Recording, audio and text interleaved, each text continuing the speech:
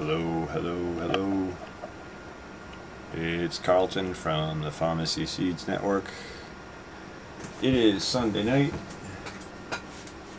It is time for the Sunday night All Things Natural Net.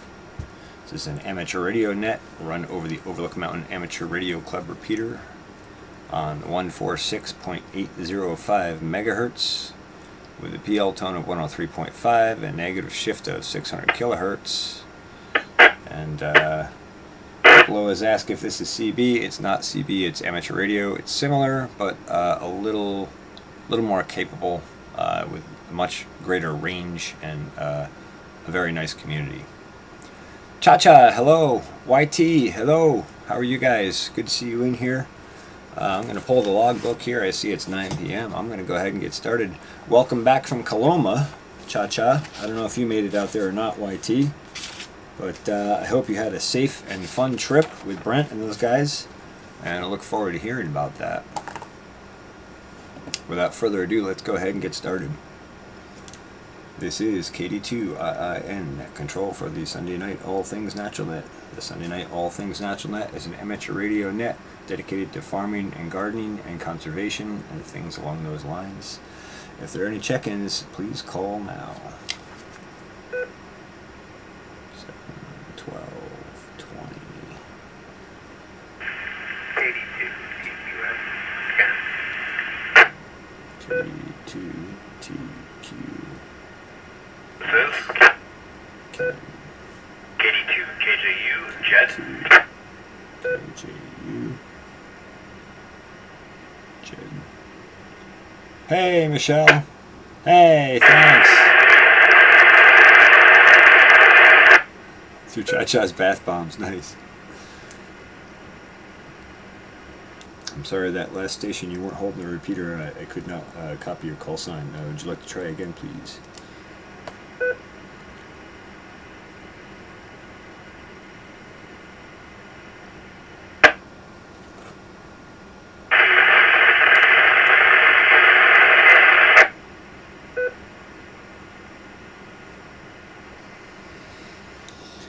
Sorry, station, you're just not holding the machine. I can't even make out any audio on your signal. All we're getting is scratchiness coming through the repeater.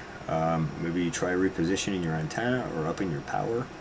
We'll give you another opportunity here, and then we'll recognize the other two check-ins, and then we'll take another opportunity for further check-ins. But go ahead and try one more time.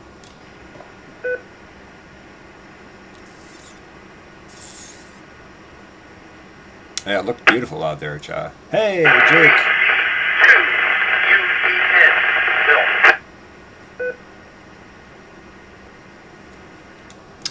That's our station from before, KD2UEN, Bill.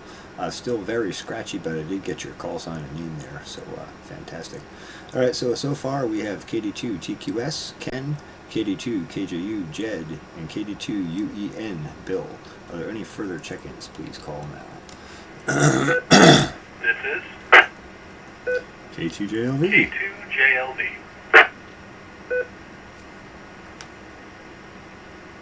That's quacktastic. KD2MQE. KD2MQE.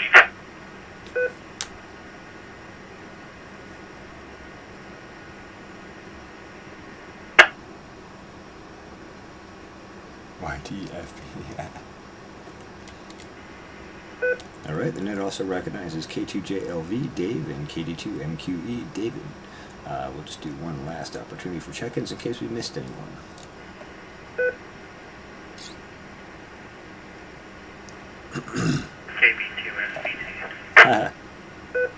KB2SPT.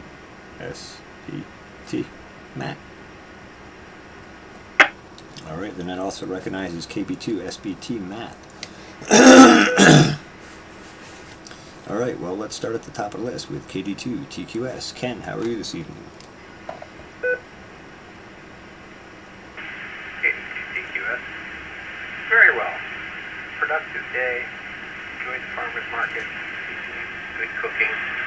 Sitting in the backyard, just chilling. Back to Sounds like a very chill day. Very good. Well, glad you're enjoying it. It was certainly beautiful weather for the above. All right, let's roll on down to Jed, KD2, KJU.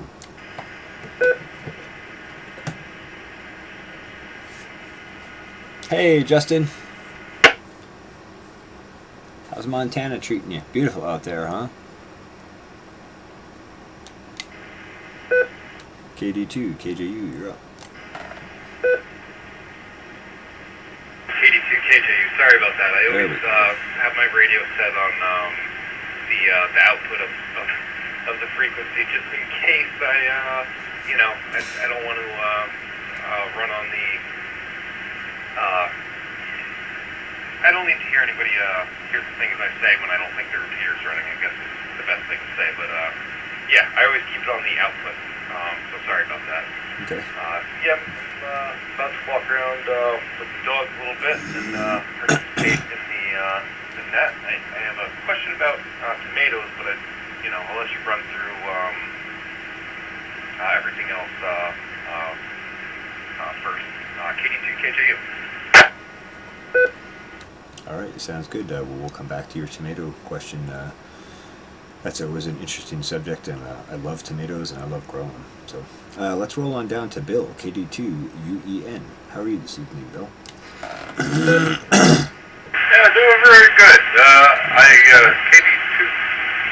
KD2UEN, we're looking at the beetles today that I mentioned earlier, and they're black. They look blue in the sunlight. Okay, and what sort of damage are they doing to the tree? They're leaving holes in all the leaves. They look like lace leaves on the apple trees. Sounds sort of like similar damage that flea beetles would do. They aren't flea beetles by any chance, are they? Yeah, possible. I'm not an expert on them. That's why I was asking some questions. Gotcha. Is there any chance you have access to Google and you could look up flea beetles and make a comparison and see if that looks like that's what that might be? Sure, I'll look it up while you get the other guys talking here.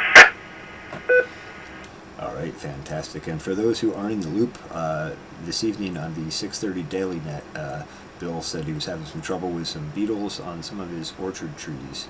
So we're trying to figure out what they are so we can figure out how to address that. All right, so let's roll on down to Dave, K2JLV. How are you this evening? I'm doing well, CJ, and good evening to all on the net. Hello, Geeky. I actually also have a tomato question, more procedural, but I will let you finish out the first round, and then perhaps we can do a tomato round. All right, K2JLV, back to net.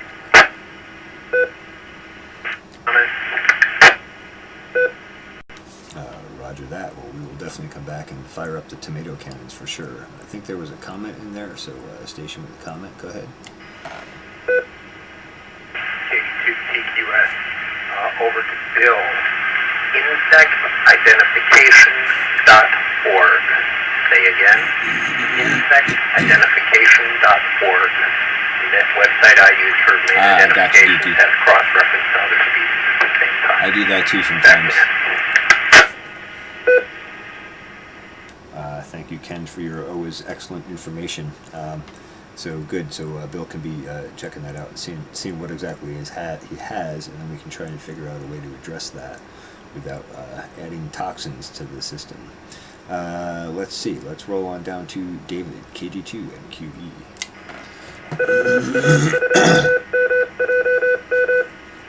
KD2 and QE, thanks. Good to hear you guys.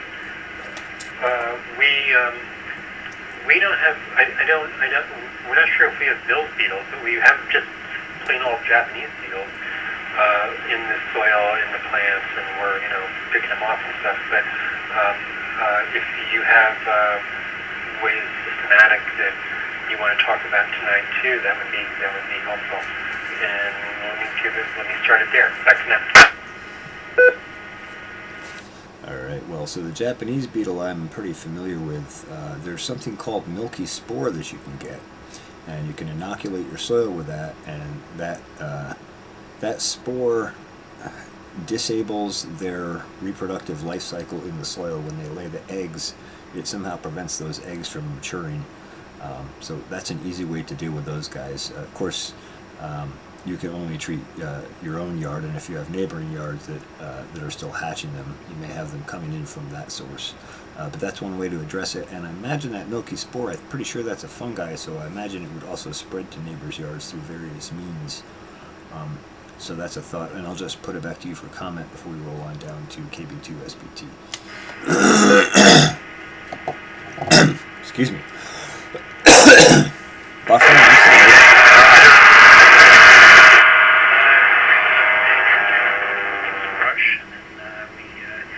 We didn't extract honey, but we pulled supers off, and I think Deanna's going to do that tomorrow. It's getting kind of late and tired, so we'll fill you in on that more later. But everything else was good. The garden's good.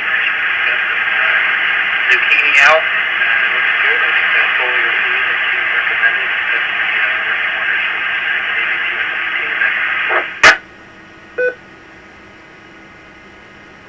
Okay, so there was a bit of a doubling there in the beginning of your transmission there, Matt, and David, we lost you in that.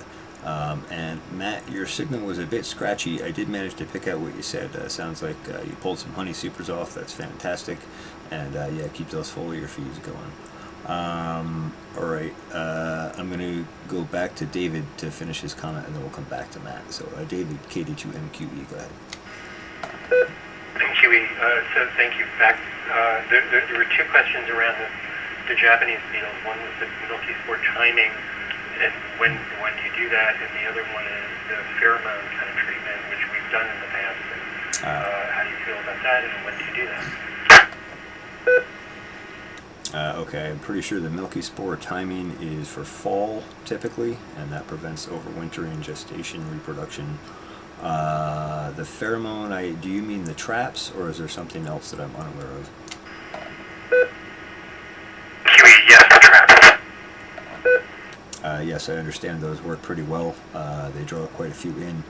I don't know how successful they are for actually combating them as a pest on, say, raspberries or plants or something like that. But I do know those traps work. I've seen people using them in their yards, and they're always full of beetles. So I would say run a combination of both of those. The traps more for immediate control, and Milky Spore for a long-term reduction of population solution. MQE. Thank you. That's great, and looking forward to hearing what Bill has also. All right, very good. Thank you, David. And then we'll go back over to Matt, KP2 SBT.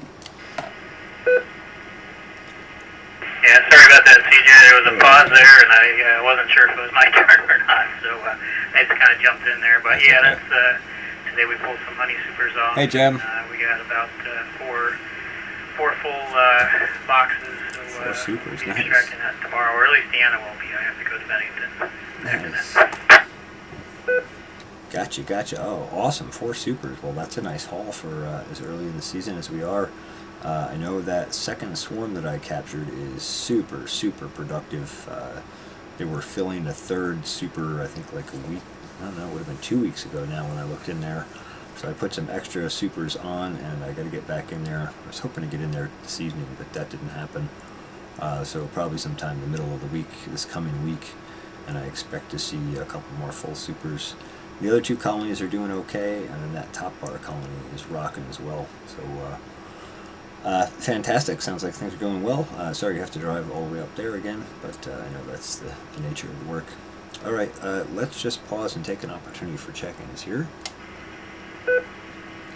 This is KD2 Net Control for the Sunday night All Things Natural Net. Looking for any additional check-ins, please call now.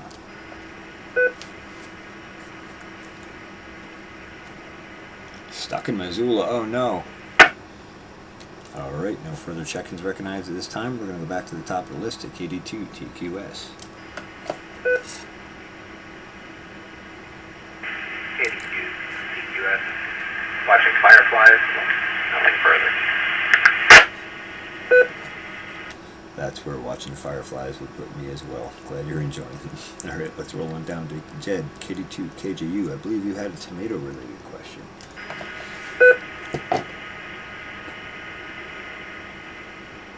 I'm sorry to hear that, Justin. That sucks, man. KD2KJU. Yeah, I did. I have about, I'd say about maybe 10 feet of, it used to be a dog run. And I put another part of the dog run on top of that, keep birds and stuff like that out of there. And I have 2 raised beds in there, and I've always grown tomatoes in there. Should I be going for more of a bush? I've always gone for height, so they can reach the top of the cage and kind of, I have little supports on there. Mycelium magic throughout that 10 feet as well. But should I be promoting them going up or out? Because I had someone come over here and say, "Oh, you want to bush? You want to bush them out?" So, yeah, I had a question about that. And sorry if you can hear my dog in the background. He's really enjoying a stick right now. Back to you, CJ. I guess he is. Oh yeah, it sounds like he's really enjoying a stick. It really doesn't matter. It really depends on what you prefer to train them as. Of course, it's easier to take them out horizontally usually than it is to go vertical, because after about 6 feet, things start to get a little out of range for us humans. They really are just a vine, so it doesn't matter where you train them. But what you do want to do is make sure they get as much sunlight as they can get throughout the day, and make sure that they have adequate water and good nutrition and biology present. Good mulching on the soil is, I would say, essential for good tomato production. They like a lot of moisture, and they like good microbial communities underneath there. And those microbial communities can help supply good microbial metabolites for better plant health, which ends up meaning better flavor, better nutrition, etc., etc. But in short answer to your question, it doesn't really matter. It really comes down to how you want to train them. I would say, like if you're in between a couple of sheds and you're going to get more sunlight if you train them vertically than if you train them horizontally, then I would say you would want to prefer to train them vertically. And otherwise, it doesn't really matter that much. Does that sort of answer your question?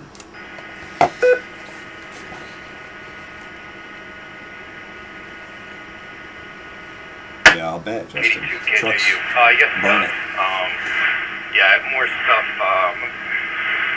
I have about an acre here, but just the way everything is designed where I can get light is, that seems to be at a pretty tough to do here with all the tall trees, and I really like the trees, so it's kind of, I'm probably not going to cut any of them down too much. But yeah, I was having trouble. One of my gutters was clogged, and I unclogged that, put a 150-gallon, one of those rubber, I think it's Rubbermaid, one of those round or oval tanks, take the gutter water and stuff like that, and I filled that within the last storm, so that was pretty, that was unexpected and nice. So now there's some extra water, won't have to run the well pump, and it's always nice. But yeah, definitely answered my question, and appreciate that, and I will send it back to you. This is KD2KJU.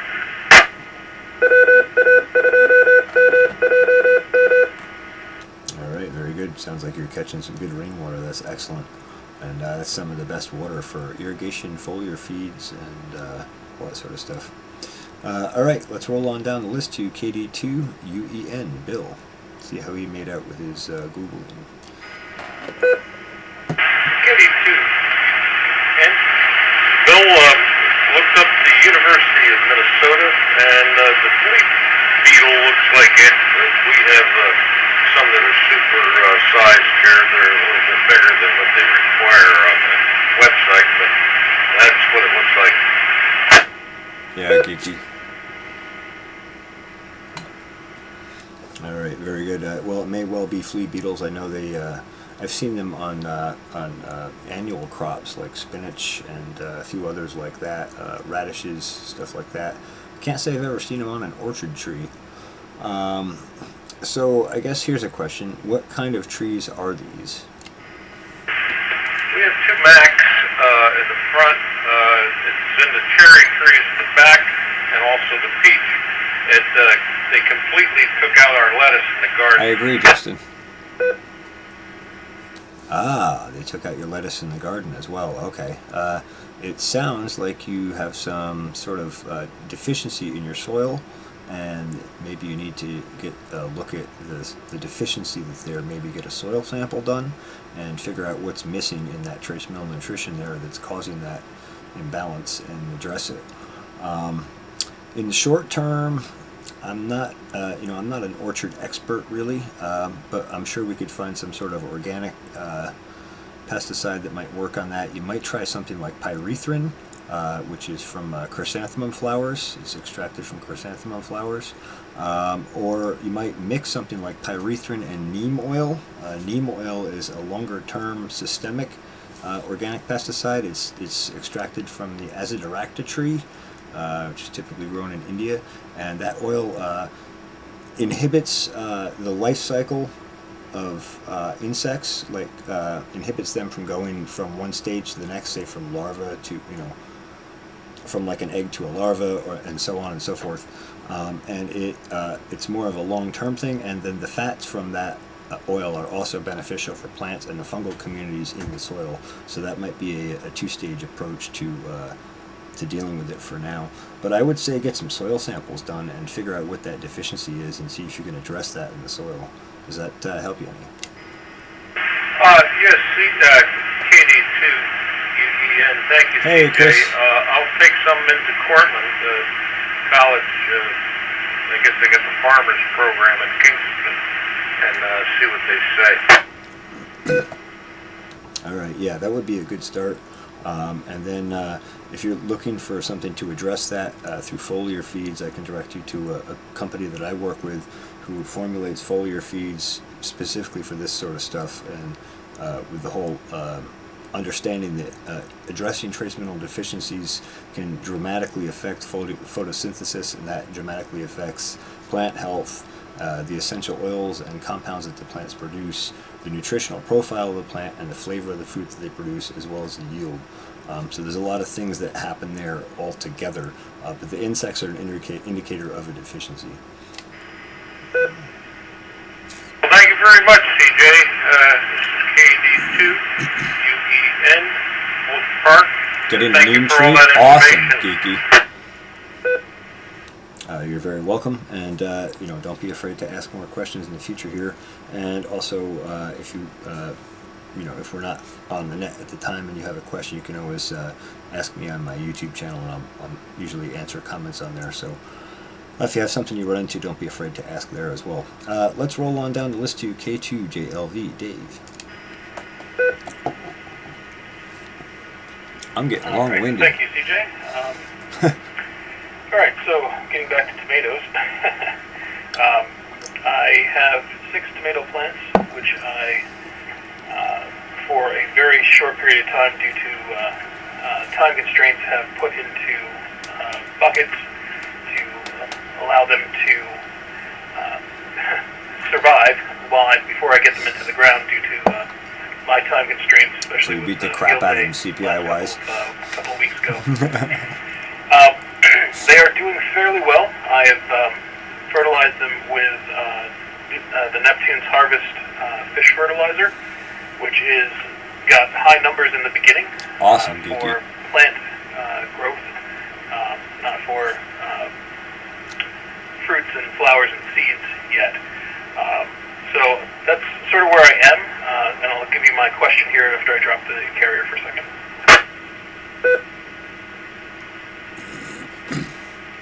So that's the background. The foreground is I have to transplant them into actual soil because they're not in enough soil. And my question is procedure on that. They're looking fairly healthy now. They had a little bit of a hard time getting started as they were pretty shocked from sitting in their plastic cell devices for a little bit too long. Yep. And they're starting to come back now. And my question is, how long should I wait before I transplant them? Should I have them showing really good green leafy growth before I shock them again? And should I fertilize them beforehand, let that set for a little while, let them build up a little strength, and then shock them by putting them into the ground? And then after I get them into the ground, Should I hit them with another shot of the fish fertilizer or something else that you might suggest? I know we like the AEA stuff, but I don't have any of that on hand. So that's my question. All right, very good. This is KD2 and Net Control for the Sunday Night All Things Natural Net.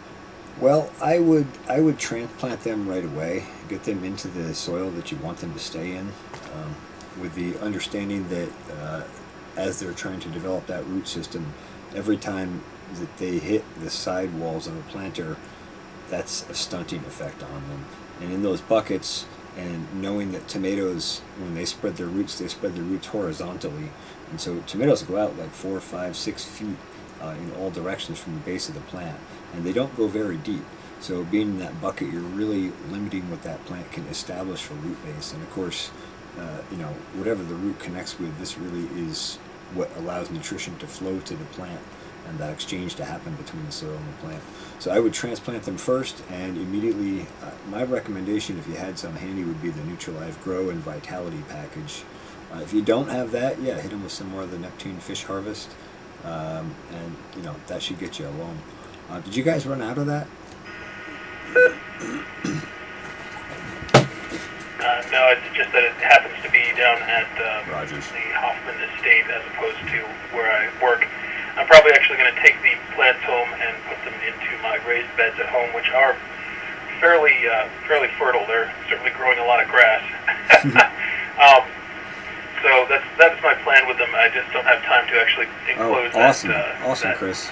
Section of tilled ground that I put in before I put them in the ground. It's just I'm running out of time, and I want to get them in something before they go to that point of being stunted. I don't believe that they're quite there yet. I think they've only just, in the last week or so, really started to put roots in. So that's at least my inkling on that. Yep. Yeah, I would get them in as soon as possible, and also with remembering that the critical points of influence. The earlier you have that influence on the plant's health, and the earlier you can reduce stress on the plant, the greater the yield potential, and the faster the plant will grow and healthier it will ultimately end up being. So yeah, get them in the ground and feed them and love them, and then get some of that Nutrilife from Rogers whenever you get a chance. That looks like I know what I'm doing tomorrow. All right, very good. Thank you very much for that. I will continue to be part of the net here. K2JLV, back to net control.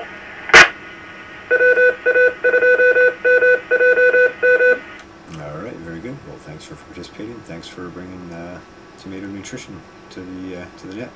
We're going to roll on down to, there's 2 more people in the list here, and then we'll take another opportunity for check-ins. So we're going to roll on down to David, KD2MQE. KD2MQE, we're not doing anything with tomatoes this year, but it's making me really hungry for when they come in, so I'm looking forward to that in the future. But I just had a quick comment for Bill. If he's going to try to take a soil sample up to the Cornell Extension in Kingston, he should be aware that a lot of those people are working from home, for the last a few months, and so he should call ahead. And, maybe you need to make an appointment in a way you didn't need to used to have to before, but definitely call ahead for the Cornell people for soil. And that's all I had this rant. Back to net. All right, thanks very much, David. And yeah, that's a good point. They may not be at the university. And if you're looking for another place you could send soil samples, I can dig up the name of the company that I work with usually uses, and they're pretty good. So there's that as well. Let's roll on down to KB2 SBT, Matt. KB2 SBT, just cleaning up the shop and Long night, huh, worrying Chris? about tomatoes. I'll pass it back to Ned. All right, very good.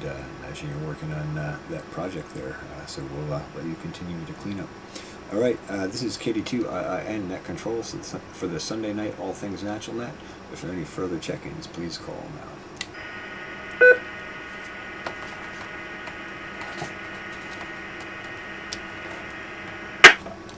Alright, no further check-ins recognized at this time. We're going to roll back to the top of the list to KD2 TQS.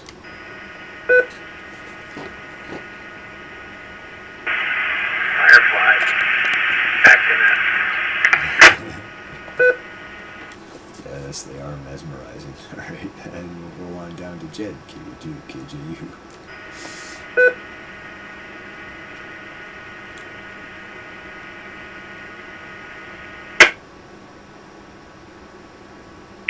KJU. Yeah, that's one of my favorite things about walking with my dogs at night, besides nobody else being around.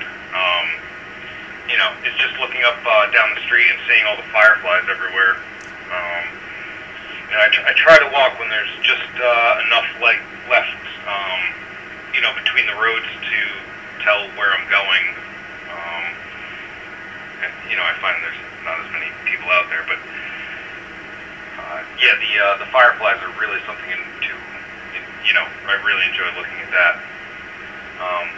Also, CJ, I have some potatoes growing in my compost pile, and I kind of just stuffed up some more around the base of the plants, and I'm not sure if they're sweet potatoes, what kind of potatoes they might be. I doubt I'm really going to get anything because it's in the shade, but I don't think there's anything wrong with doing that. And the other question I had is, so we've worked with a lot of people who live in the city, you know, 99% of the time, but some of them have come back up here and they've had gardens planted for them. And a lot of them have said, take what you want. You know, we might not even be back up here, so you might even be cleaning out the garden too. Can you see any of those? A lot of these look like ornamental, like just the way they're planted. These people, most of the time, did not plant these themselves. Can you see where people would have gotten seeds for plants that might be unhealthy, or maybe I shouldn't be eating them, or would you think they might be good to go? I'm not sure where these people brought the plants from or anything like that. Could you see a problem with eating any of them, or no? Without having any knowledge about how they were cared for or what they were started in, I couldn't really advise one way or the other on that. I would say, you know, if you talk to the people, query them about their eating and growing practices and get a better understanding of what they do, and that'll give you a better understanding of whether or not you want any of that. Yeah, and I'm not sure I understood your other question.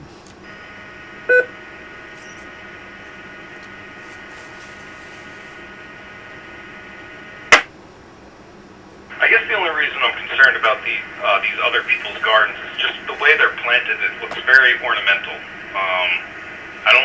I'm not sure if they had intention on eating these plants at all. I'm not really sure, but they said to have at it. But I was just wondering if there's, I don't know, maybe some practices where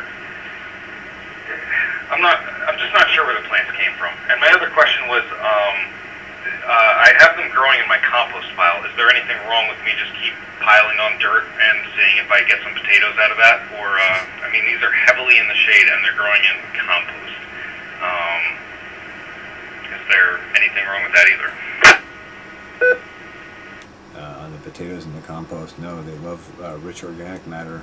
As far as being in the shade, I wouldn't count on getting a lot of yield, but who knows. And as far as the plants goes, I would say err on the side of caution. That's the practice that I use here. You know, if I think that something's been exposed to a pesticide or a chemical or may not have been cared for correctly, then I won't bring it on my farm because I don't want to bring chemicals here on the farm. To my knowledge, this is a clean piece of property, and I want to keep it that way. So I don't know. I would say proceed with caution. You know, but at the same time, you know, if you think they're nice plants and you're not planning on eating them, you could always, transplant them and then, treat them organically for a couple of years, kind of quarantine them and let them sort of cleanse. I don't know. But like I said, I tend to just lean away from that sort of stuff myself.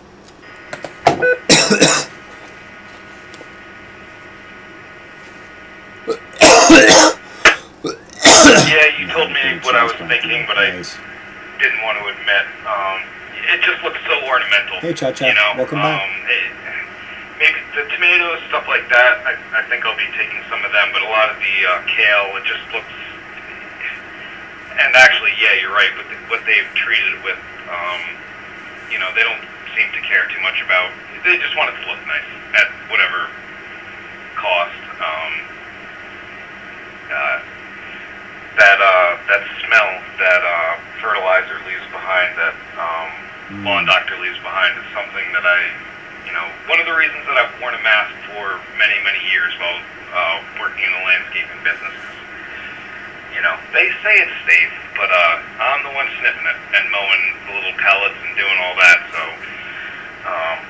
I'm not a big fan of them, if you couldn't tell. But yeah, I'm going to err on the side of caution and probably not eat 90% of that, but yeah, thanks. That's pretty much what I thought, but I just wanted someone who knows what they're doing's opinion on that. Thank you, CJ. Back to you. All right, yeah, you're very welcome, and I think it's good to just err on the side of caution and not mistakenly make yourself sick or cause yourself or loved ones around you harm through just not knowing what you're doing or what you're getting. So let's see, where are we here? We're back down to Bill, KD2 UEN. KD2 UEN, excuse me, I get tongue-tied here. Thanks for the info on Cornell. I'll give them a call first. And appreciate all the other information. Hopefully I'll find out what's wrong with the soil and be able to correct the situation here on the property. For information, my kale was sprayed with nothing, and those beetles have not touched it, and the lettuce is not far away from it. So for some reason, I think the kale might have some kind of something going for it.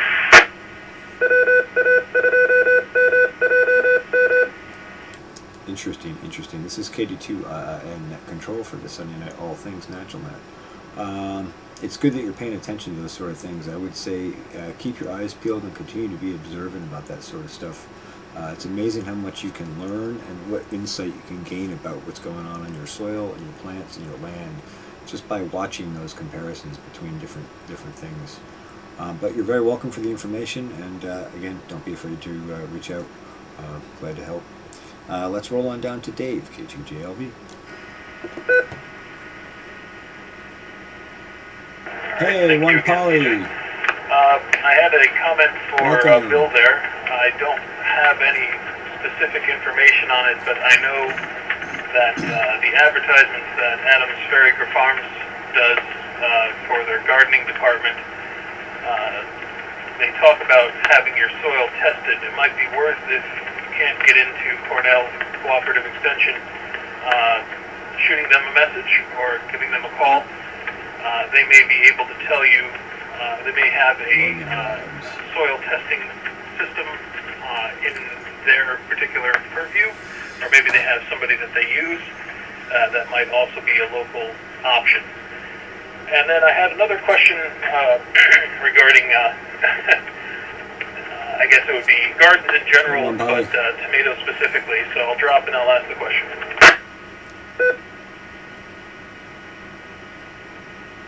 So my question is, one of the major issues with tomato plants specifically are the tomato worms, which are, I guess, the larvae version of butterflies, I believe.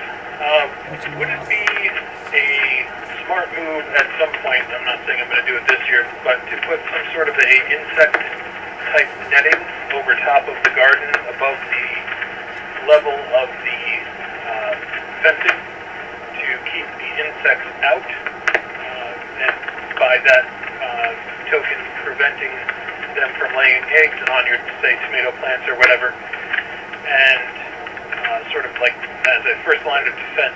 I know it wouldn't work on a large scale like you do, CJ, but maybe on a small garden it might be feasible. K2JLB, back to that. I suppose that would probably work. Another thing that probably would wipe them right out is if you got some peppermint essential oil and you put a little bit of that in water and shake it up and spray it on. I have something, I don't even know if you can get it from AEA anymore, but it was something called,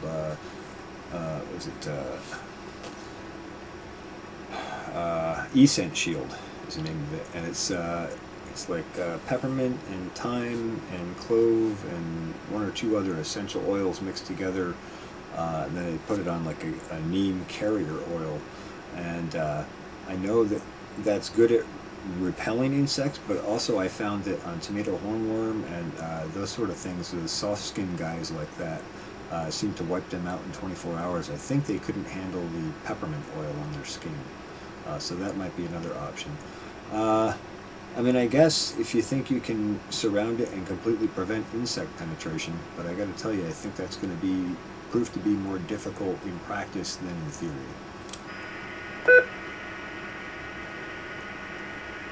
Yeah, I kind of figured that. Thank you for the peppermint neem oil situation. I kind of figured it just as a thought, maybe to okay, keep them Cha-Cha, from, enjoy your food. See you in the being able portal. to access the plants, and therefore not being able to lay their eggs on them. But like you said, it may be hard to actually get a 100% protection on that, which is probably where you'd have to be to make it work. Back to that. Yep. And my other concern is if there are larvae hatching inside your tent area, now you've got them trapped in, and the only thing they can eat is what you're trying to protect. So I would be cautious with that, and probably pick up some peppermint essential oil, and maybe just use that if you spot them and you can't pick them off. Personally, I don't get a lot of them. There's been years I've had a lot of them, and I still go through and pick them off. They're fairly large. They're not that hard to hunt down. And you can usually spot them pretty quickly due to the damage that they do in their eating. But that's just how I manage them. But so I don't know. I hope that answered your questions. Yeah, absolutely. Just a thought I had, and I figured I'd run it up the flagpole and see what stuck. K2JLV, back to net. All right, very good. Let's roll on down to KD2MQE, David. KD2MQE, a little bit on tomatoes. Now you've got me just obsessed with tomatoes. I can't wait. We worked with a CSA once where there was like Goshen, Pine Island, Warwick kind of area, and that black dirt kind of basin stuff, and they had amazing tomatoes when they had a good season. And we took they brought us in for a tour just to check out the whole show one year, and they led us through everything, and we got to see all the stuff that were growing. It was like probably late summer, lots of stuff was coming in. It was cool, but they wouldn't let us anywhere near the rows of tomatoes just because of contamination. They weren't covered with anything. There was no kind of barriers or anything like that. They were out there and they were fertilized the way they had done it, but they wouldn't let any people from outside go anywhere within 20 feet of those rows where that stuff was. So I was like, pretty sensitive stuff, and I take care of it, just thinking about all that. And that's it from me. Back to you, Ned. Interesting. Yes, I've seen that tomato disease fear mentality before. One of the other farms that I was on for a while, they would not let anyone near one of the tomato greenhouses because they were deathly afraid of tomato mosaic virus, and they were especially afraid of people who were smokers because apparently tobacco mosaic virus also grows on tobacco, not tomato mosaic, tobacco mosaic virus also grows on that. Anyway, those plants are in similar families, and it can infect tomatoes as well. But what they didn't realize is that tobacco mosaic virus and blight and most of these diseases can only infect tomato plants that aren't truly healthy. And if you can get the plant health up, and you should be trying to achieve that anyway for yield reasons, if nothing else, not to mention flavor, you can totally beat that, and you don't have to have that paranoia. You know, really the trick is having good biology in your soil and on your plants, on the plant's leaf surfaces, also known as the phytoplane. And those good bacteria and good biology and good fungi protect from bad ones. So it's sort of a different mentality shift, but I've definitely seen that before. That's interesting. Thanks for sharing that with us, David. Let's roll on down to KP2 SBT, Matt. KB2 SBT. We'll bring it back to insects for a second as I'm standing here in the shop. I see a carpenter ant walking across the floor. As you know, I burn a lot of wood, and it's unavoidable to have a wood pile in the area. So I was just wondering if you know of any cost-effective ways to help protect the house and the shop from potential carpenter ant infiltration. Back to that. What kind of ants were those? Were those the termites type ants? Carpenter ants, yeah, they'll chew up wood fairly quickly. They're not termites per se, but they do some damage. I do know of something. Now, where to get the product, I don't know. And I don't know what species of fungi it is, but there is a fungi that Paul Stamets patented. I believe he did file the patent in Australia and made it available worldwide to everyone for free. And there is a fungi that you can get that they will take back to the nest and it will kill the entire nest. So there is an ecological way to deal with them without chemicals or toxins. So maybe have yourself a Google and see if you can find where to get that and whatever. I don't know a whole lot more about it, just that I came across it in one of his talks. So I'll put it back to you.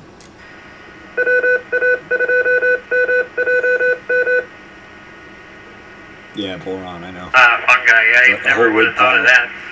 So yeah, I'll Google that up and see if it's Actually, cost-effective. Back to that. That's a thought. And one of the chatters on the YouTube stream here says boron. It's a comment from friend YTFP, or borax, and he has a great point there. Boron or borax would work. You know, borax is pretty cheap. You probably could just sprinkle the whole wood pile down in that, and that would do it. My only concern with that would be is if your honeybees are visiting the wood pile after fungi or moisture or whatever, and they pick that borax up, it could have a toxic effect on them as well. So I don't know. I would look into the fungal option first. Anyway, hope that helps. Let's just see if there's any last-minute check-ins here before we go back through a hot rotation to everybody can get their good evening in. So this is KD2IN Net Control for the Sunday Night All Things Natural Net. Looking for any further check-ins, please call now.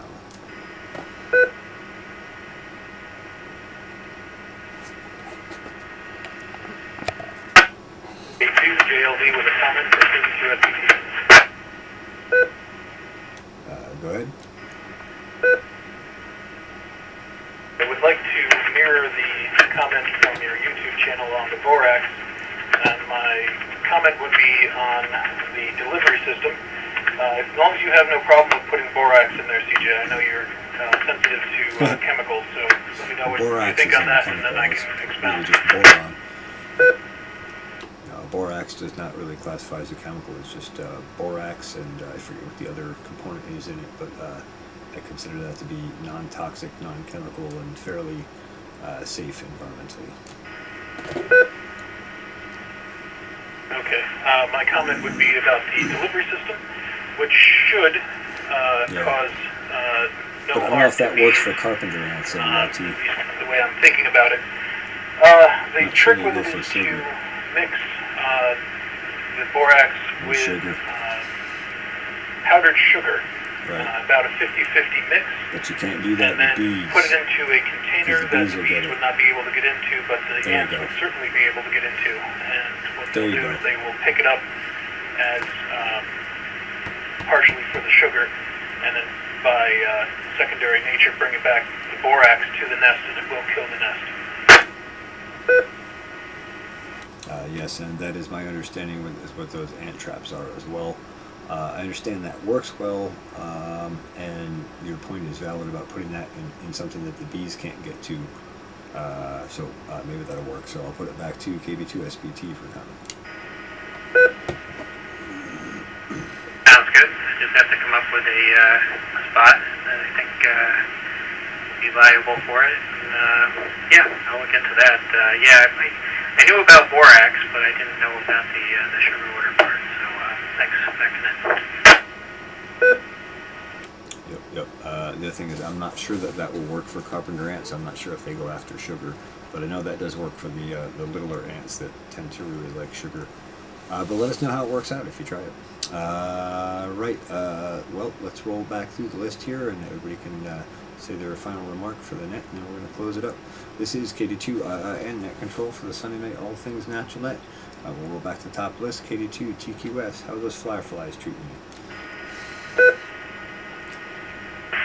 Fireflies are good, and they also reminded me that I wanted to talk about ichneumon flies. I was sitting out here for the morning net 2-3 days ago, and one landed right in front of me, and I said, wow, she was impressive.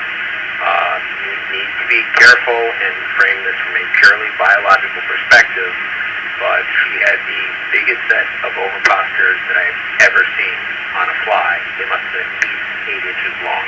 It was amazing just to see her walking around on the ground with that thing curled up. So, the other point I'll bring up is on ants. They leave a chemical trail, so if you watches where the ants are, as they walk along the ground, they touch their belly to the ground and drop pheromones. I'm going to drop for a second.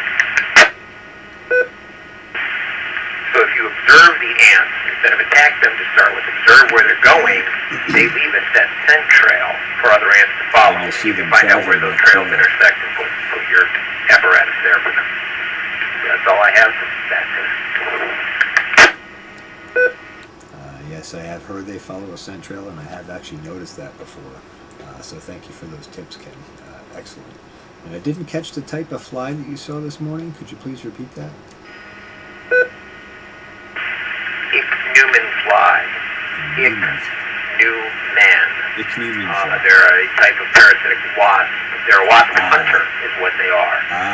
And the thing is, they look like a large wasp, but they've got this 3, 4, 6, 8-inch stinger coming off the back, which is actually just an ovipositor, so they can deposit their eggs into trees. Totally harmless to humans, but looks nasty.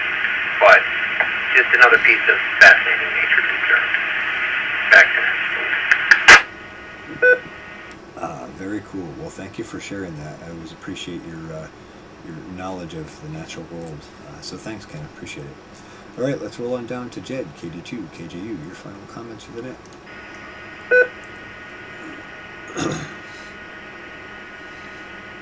That makes sense, Justin. KD2, KJU. Not much more to add here. Although I believe that you're a mower as well. Every once in a while we get these bugs that just seem to dive just come up from the ground and just, they don't bite, they don't do anything like that, but they fly at your face with just, they're definitely flying at your face and just running into you. It's kind of like hitting, I don't know if you've ever, kind of like running through gravel or something like that, and it kind of coming back at you. It's just like these things are, do you have any idea what these, and I cannot see them. I've tried to look for them, but I cannot find them.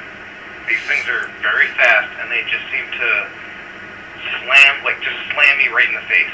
They don't hurt or anything like that, but they're, it's like getting hit with like some light hail or like raindrops maybe. I was just wondering if you had any idea, because we've gone out in the field and looked for these things, but we can't find them. When you're riding the mower pretty fast, we find them. I was wondering if you had any idea. That's about it over here. KD2, KJU. I do not have a clue. It sounds like paranormal fly attacks to me. Sorry, Jed. I've never experienced that, and I have no idea. Let's roll on down to Bill, KD2, EN. Yes, KD2, EN. Bill, learned a lot tonight. Thanks for being right up to the net, and I look forward to coming here again. Fantastic. Thanks for joining us and coming along, and we'll look forward to having you here again. have a great evening. Let's roll on down to K2JLV, Dave. All right, very good, CJ. Thank you very much for running the net tonight. It's been very enjoyable. I'm sorry I don't get to make it more often, but hopefully I was able to tonight. One more comment for KB2SBT. I do not use any water in that mixture. It's all dry components. So it's just basically powdered sugar and powdered borax in the 50-50 mixed up good. Stick in some sort of container that the ants will only be able to infiltrate and the bees will generally not get into. And I like Ken's idea of finding out where the ants are going and sticking it in their path. That makes very good sense. All right, with that, 7-3 so long, and have a very good night. This is K2JLD. All right, sounds good, Dave, and thanks for the extra details on that. All right, and finally, KB2SBT, your final comments to the net?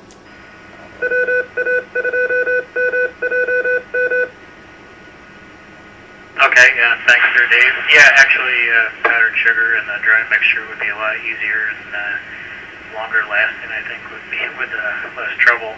And on a side note, with the pheromone trails, and I see them sometimes when they go to the hives, and I know that can be interrupted. I'm sure CJ knows this, but sprinkling the cinnamon around the hive, the ants don't like it, and that'll keep them away, and that's harmless to the bees.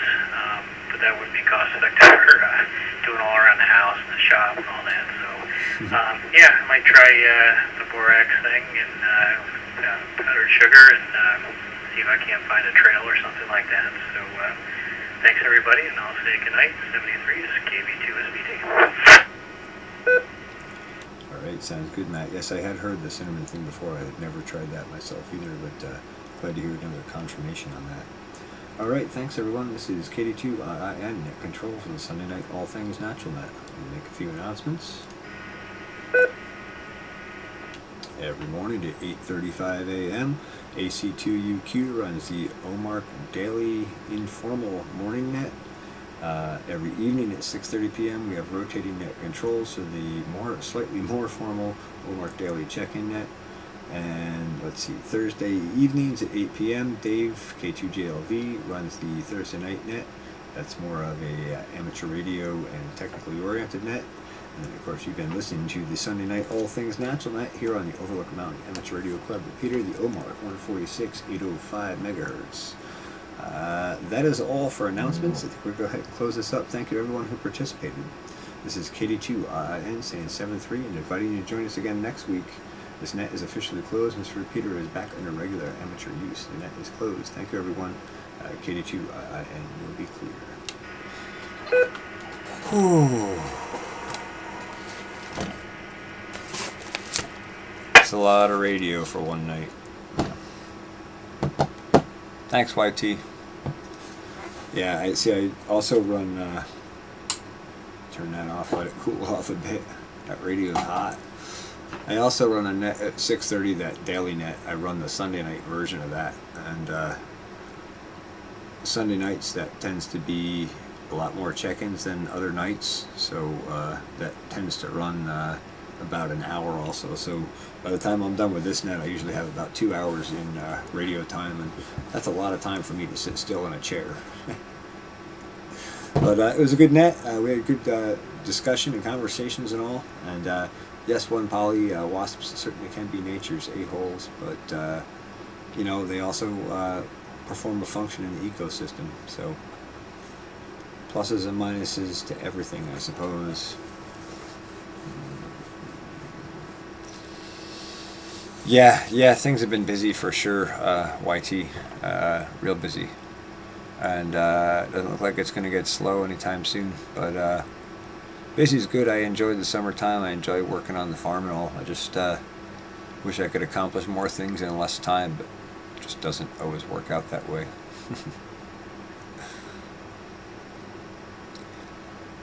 Anyway, the Paranormal Portal should be starting up shortly. Let me see if I can find a link to tonight's show for that. Don't know if Brent posted it yet or not. Actually, I'll probably get back there and find that Geeky has already tagged the link for me, because he's usually pretty good like that. Here we go. Here's tonight's show. Ghostly Encounters 69. So I'll just post a link to that for those who want to come on. Oh yeah, see, I knew Geeky would beat me to it. Thanks, Geeky. Thanks, One Polly. Thank you so much.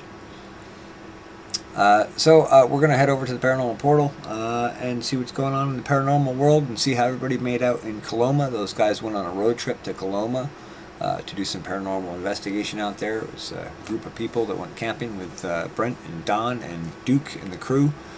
So let's go see how they made out. Thanks, everyone. Link us to Brent's homepage. Brent's homepage, okay, and I just shared the link to tonight's live stream, which we should be starting right now. So with that, thank everyone for joining, and we'll see you over in the Paranormal Portal, or we'll see you next week. Thanks for watching the Pharmacy Seeds Network.